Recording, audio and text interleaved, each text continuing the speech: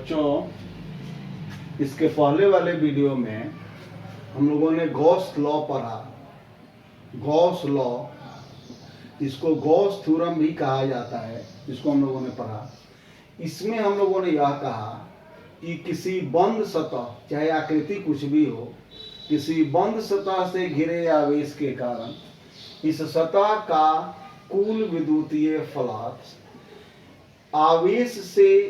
सतह से घिरे कुल आवेश का 1/ε0 गुना होता है।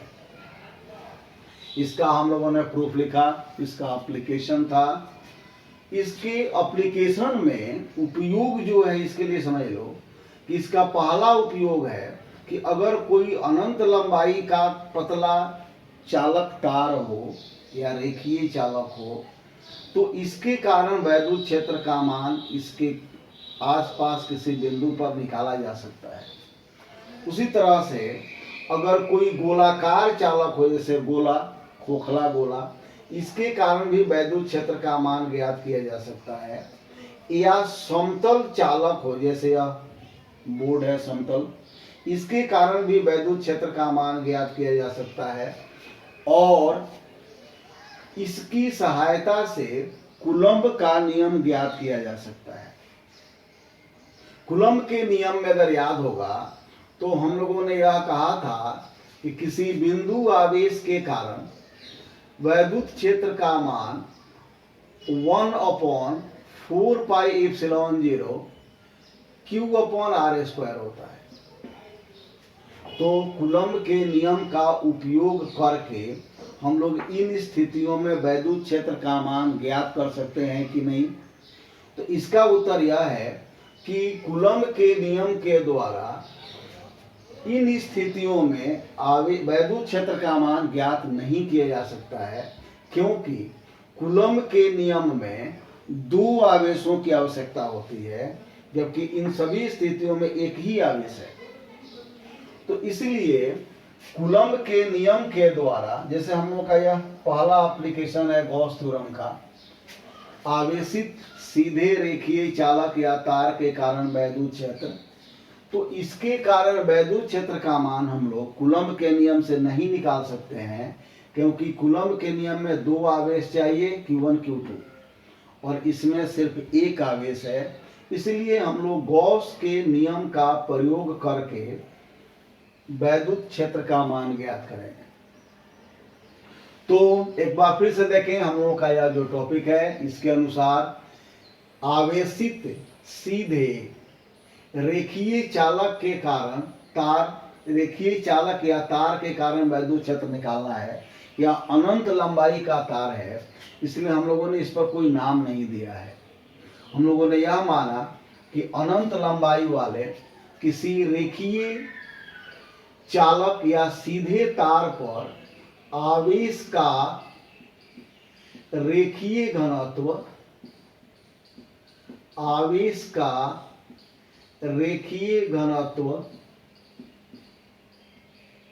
लैम्डा है। आवेश का रेखीय घनत्व लैम्डा है। यह आवेश बटा लंबाई के बराबर होता है।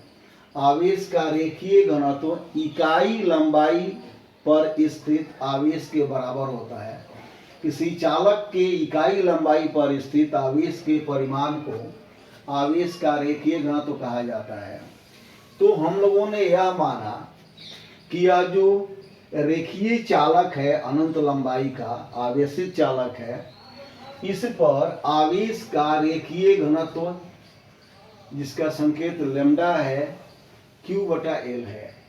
अब इस चालक के किसी बिंदु से r दूरी पर P एक बिंदु है जहां वैद्युत क्षेत्र का मान ज्ञात करना है। इस चालक के किसी बिंदु से, इसका नाम हम लोग O दे देते हैं, किसी बिंदु O से r दूरी पर P एक बिंदु है जहां वैद्युत क्षेत्र का मान ज्ञात करना है। ध्यान दो, हम लोगों ने यह कहा कि इस स्थिति में कूलम्ब के नियम का उपयोग नहीं किया जा सकता है। तो अब वैद्युत क्षेत्र निकालने के लिए हम लोग गॉस के नियम का उपयोग करेंगे।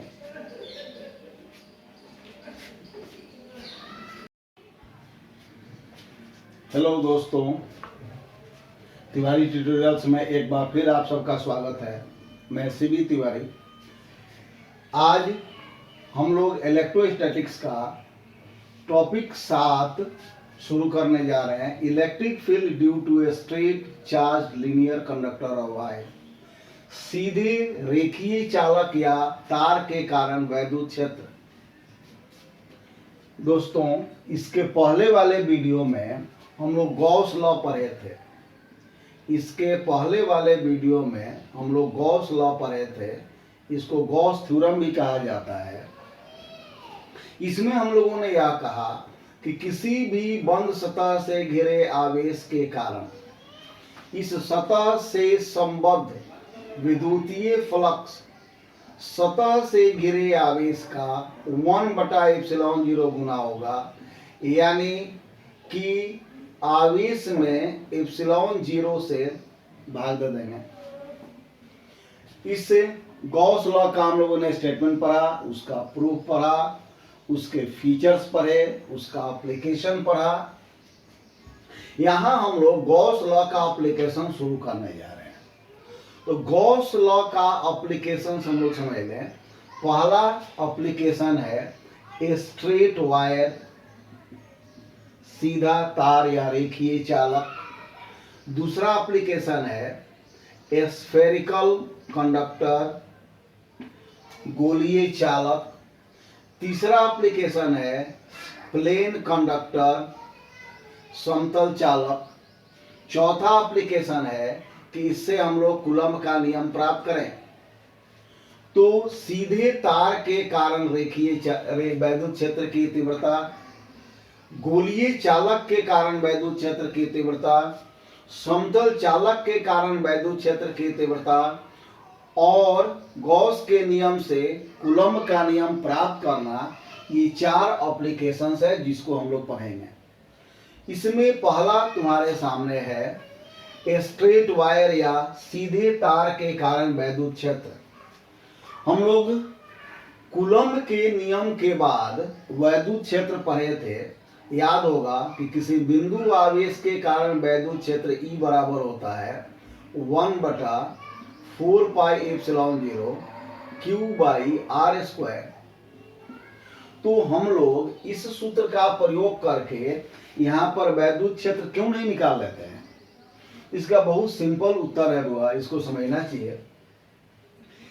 कूलम्ब का नियम तभी लागू होगा जब 2 आवेश हो, एक Q1 हो, दूसरा Q2 हो, या एक आवेश Q हो, दूसरा Q0 हो, इनके बीच की दूरी r हो।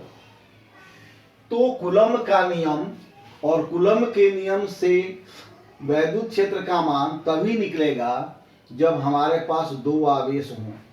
लेकिन इस स्थिति में आवेश सिर्फ एक है और इसलिए हम लोग कूलम्ब के नियम का उपयोग करके इस सीधे तार के कारण वैद्युत क्षेत्र का मान नहीं निकाल सकते हैं।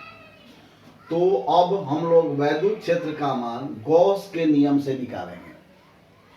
एक बार टॉपिक फिर से देख लें। आवेशित सीधे रेखीय चालक या तार के कारण वैद्युत क्षेत्र। हम लोग यह मान लेते हैं कि जो चित्र में बनाया गया है यह एक रेखीय चालक है या सीधा तार है। इसकी लंबाई अनंत मानी जाती है, इसलिए हम लोगों ने कोई इस पर नाम नहीं दिया है। इस चालक तार पर आवेश का रेखीय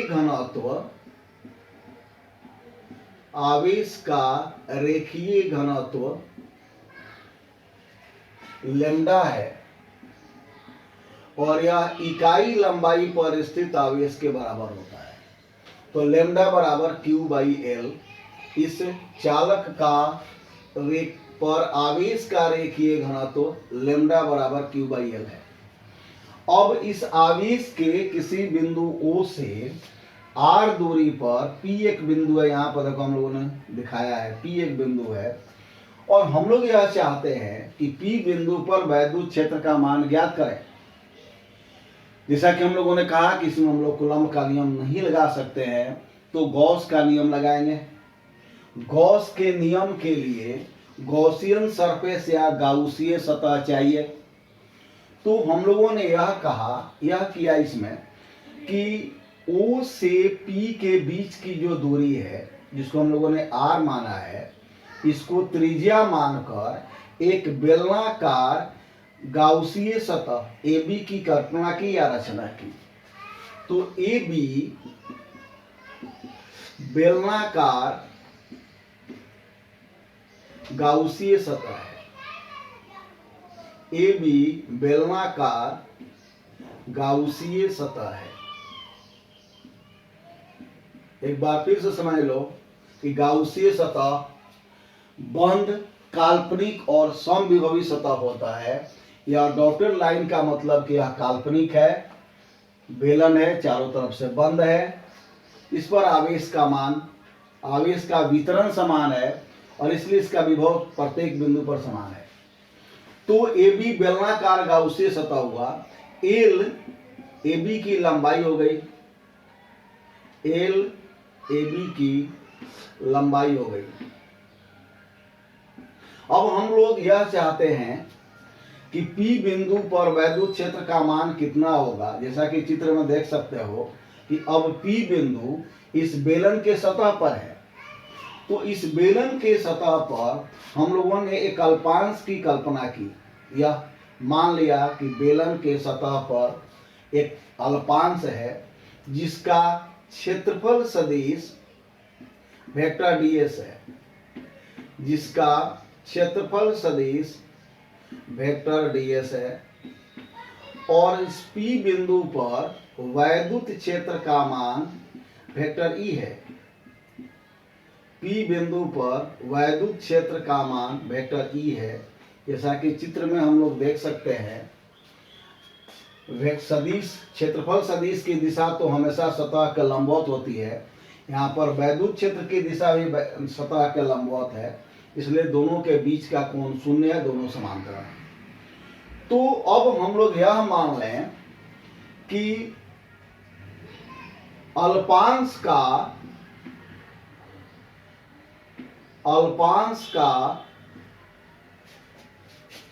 वैद्युत फ्लक्स, अल्पांश का वैद्युत फ्लक्स यह फाई डी फाई है। हम लोगों ने यह माना कि अल्पांश का वैद्युत फ्लक्स डी फाई है। तो इसलिए जो परिभाषा हम लोगों ने लिखा उसके अनुसार डी फाई बराबर होगा vector E dot vector ds, vector E dot vector ds या ई ds cos थीटा। चूंकि वेक्टर ई और वेक्टर ds पैरेलल है, एक ही दिशा में है, तो इसलिए theta is equal to 0 degree और इसलिए cos थीटा cos 0 डिग्री बराबर 1। तो इस स्थिति में अल्पांश का वैद्युत फ्लक्स डी फाई बराबर होगा E इंटू ds। अल्पांश का वैद्युत फ्लक्स डी फाई बराबर होगा E इंटू ds। अब अगर हम लोग पूरी गाउसीय सतह का वैद्युत फ्लक्स निकालना चाहे, पूरे गाउसीय सतह का वैद्युत फ्लक्स निकालना चाहे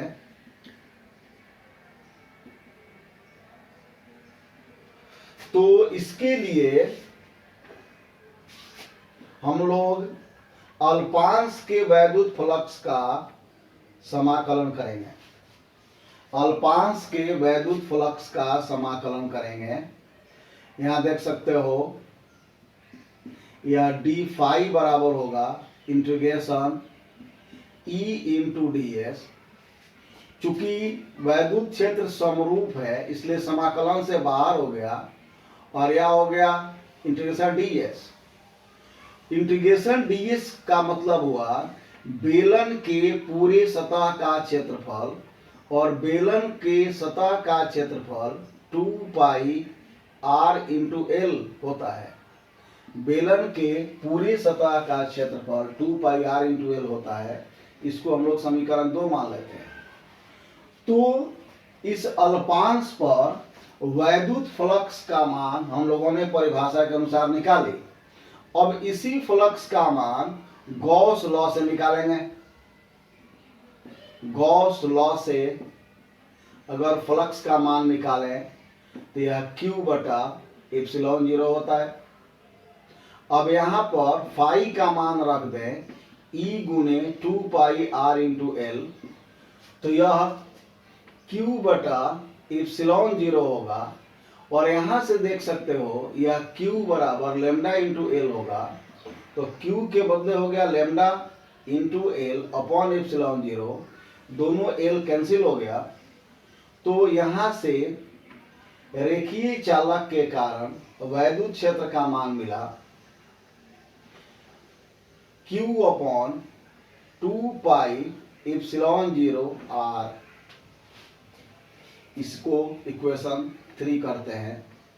अब हम लोग जैसा कि जानते हैं 1 बटा 4 पाई एप्सिलॉन 0 का मान 9 इंटू 10 पावर 9 होता है। तो हम लोग 2 पाई एप्सिलॉन 0 के बदले 1 बटा 4 पाई एप्सिलॉन 0 लिखा और यहां कर दिया 2 lambda upon r, 2 lambda upon r। तो यह बेलनाकार AB जो गाउसी सतह था उसकी सहायता से रेखीय चालक के वैद्युत क्षेत्र का मान ज्ञात हुआ। एक बार इसको हम लोग फिर से समझ लें कि चित्र में एक रेखीय चालक दिखाया गया है। इसकी लंबाई को अनंत माना गया है और यह माना गया है कि इस पर आवेश का रेखीय घनत्व लेमडा Q बाई एल है। आवेश बटा लंबाई, इकाई लंबाई पर आवेश, इसलिए Q बराबर लेमडा इंटू एल हुआ। इस रेखीय चालक के किसी बिंदु O से P बिंदु पर वैद्युत क्षेत्र का मान निकालना है। O से P की दूरी को r मान लिया गया है। इसके लिए हम लोगों ने क्या किया कि एक बेलनाकार गाउसीय सतह की कल्पना की AB, इसको नाम दिया और मान लिया कि इसकी लंबाई L है। इस गाउसीय सतह के P बिंदु पर क्षेत्रफल सदिश वेक्टर ds है और वैद्युत क्षेत्र वेक्टर E है। दोनों की दिशा समान है, इसलिए इनके बीच का कोण शून्य है। अब हम लोगों ने माना कि अल्पांश का वैद्युत फ्लक्स d फाई है। तो जो परिभाषा हम लोगों ने पढ़ी थी फ्लक्स की, उसके अनुसार d फाई बराबर vector E dot vector ds होगा E ds cos थीटा। चूंकि वेक्टर E और वेक्टर ds समांतर हैं, एक ही दिशा में है, इसलिए इनके बीच का कोण शून्य होगा और cos थीटा का मान 1 होगा। तो इस स्थिति में अल्पांश के वैद्युत फ्लक्स का मान E इंटू ds होगा। अब अगर पूरे गाउसीय सतह AB पर वैद्युत फ्लक्स का मान लें कि फाई है, तो यह फाई बराबर होगा इंटीग्रेशन d फाई और d फाई के बदले लिखेंगे E इंटू ds। चूंकि वैद्युत क्षेत्र समरूप है इसलिए वह समाकलन से बाहर आ गया और यह हो गया E into integration ds। Integration ds का मान होगा E इंटू s। s हो गया बेलन के सतह का क्षेत्रफल और बेलन के सतह का क्षेत्रफल 2 पाई r l होता है। तो वैद्युत फ्लक्स का मान इस बेलनाकार सतह पर या गाउसीय सतह पर हम लोगों ने परिभाषा के अनुसार निकाली। अब गॉस लॉ के अनुसार वैद्युत फ्लक्स Q बटा एप्सिलॉन 0 होता है। यहाँ पर फाई का मान रखा गया, Q के बदले लेमडा इंटू एल यहाँ से हम लोगों ने रखा, एल से एल कट गया। तो यहाँ बहुत सिंपली समझ सकते हो कि E का मान lambda upon 2 pi epsilon 0 r है। अब चूंकि 1 बटा 4 पाई एप्सिलॉन 0 का मान मालूम है 9 इंटू 10 पावर 9, इसलिए इस समीकरण को हम लोग 1 अपॉन 4 पाई एप्सिलॉन 0 के रूप में लिखा। तो यह हो गया E बराबर 1 upon 4 pi epsilon 0 2 lambda upon r। यह जो सूत्र मिला यह रेखीय चालक या सीधे तार के कारण वैद्युत क्षेत्र का मान प्राप्त हुआ। आशा है यह वीडियो समझ में आएगा। अब अगर हम लोग इस वैद्युत क्षेत्र को सदिश के रूप में लिखना चाहें तो यह 1/4πε0 2 lambda upon r into r cap होगा। यह सदिश के रूप में इसका मान होगा या इसका मॉड हुआ। यह लॉन्ग क्वेश्चन है, कई बार आया हुआ है। अगले वीडियो में हम लोग गोलीय चालक के कारण वैद्युत क्षेत्र का मान ज्ञात करेंगे।